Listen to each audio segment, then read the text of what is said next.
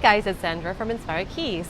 If you want me to answer your worship keys questions with priority, or you have a request for any worship song that you want me to do up a tutorial or a cover video of, and if you want to stand a chance to be an Inspired Keys Academy scholar, then be sure to check out patreon.com/inspiredkeys. I'll see you there and enjoy the video. Hey guys, it's Sandra from Inspired Keys. In today's video, I'm going to give some tips on playing introductions for worship keys. So this video is based on Sabrina's playing of I Could Sing of Your Love Forever, which she uploaded on the Inspired Keys Academy. So let's watch her video and then let's see my critique on her playing after that.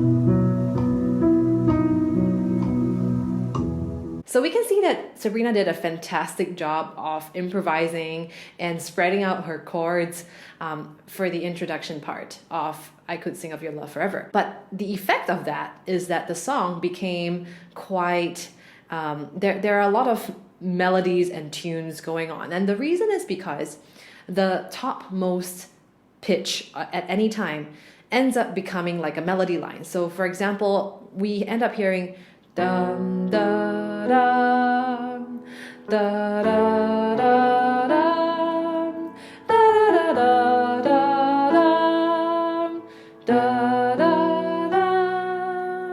da da da da, right? So that becomes a tune, da da da da da da da da da da da, and we actually end up possibly distracting people from the main tune, which is over the mountains and the seas and I could sing of your love forever. So my suggestion is keep introductions really simple and plain and with as little movement, perhaps specifically top line movements as possible. So this is how I will play the introduction of I Could Sing of Your Love Forever. If this is the first round, I will go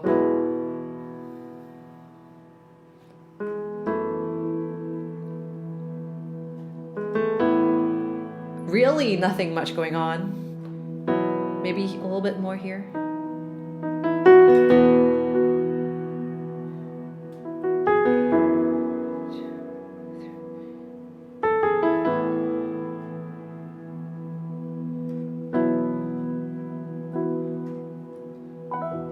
Over the mountains, and then the song starts, right? Yeah, I think that would be the least disruptive or distracting way to play introductions. So keep it really still. If you really want to add some patterns, you can, but try to keep the patterns as repetitive or predictable as possible. Let's just say I come up with a little riff, and it's okay to come up with riffs, right?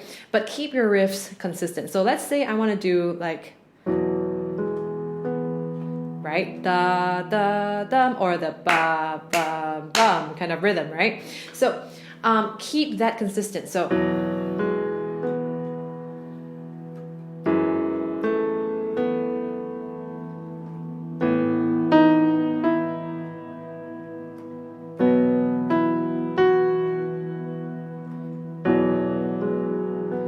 it becomes a pattern that is to be expected in the ears of people. It's actually quite fresh to do it as well because it's different from the recording. And of course, you can come up with a million different kinds of riffs for this introduction chord progression. Another thing you can do is for introductions, you could try to put in some suspensions. This might be a little bit more advanced, but this is how I will play the introduction of I Could Sing of Your Love Forever. I might do, instead of just, I might do,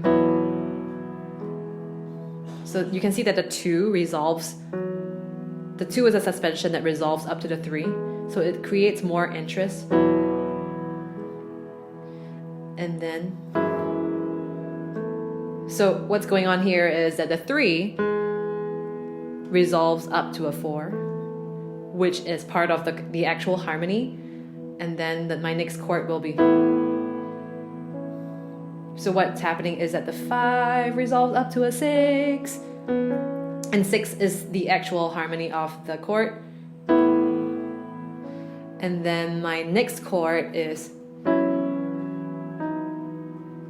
So my 6 resolves up to a 7. 2 up to 3. 3 up to 4. 5 up to 6. 6 up to 7. Yeah, that creates a lot of harmonic interest as well. So that's about suspensions and resolutions. It's kind of like watching a movie. An interesting movie must have some tension and then some resolution, a problem and then how it's being solved.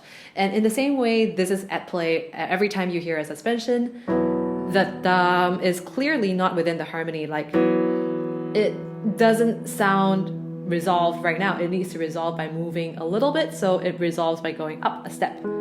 And suspensions need to resolve by a step and not a skip, not more than a second or a tone apart, right? So that's like a little inner line movement that's interesting. It keeps the topmost line still, but the inner lines are moving and making a lot of harmonic interests. So I hope that really helped. Thank you so much, Sabrina, for your question, for uploading your video on the Inspired Keys Academy. If you're curious to find out more about how the Inspired Keys Academy can help you in your worship keys playing, then be sure to head to inspiredkeys.com/join to find out more, and I can help you with your worship keys playing as well. If this video helped you, be sure to help this video to rank higher on YouTube by liking, subscribing to the Inspired Keyboardist YouTube channel, and sharing it on social media as well as with your friends by word of mouth. Also, comment below on any questions you have about today's topic or any suggestions for videos that you'd like to see me create in future in this YouTube channel. Thanks so much for watching this video. I hope you learned a lot from it. I will see you in my next video. Happy playing and God bless.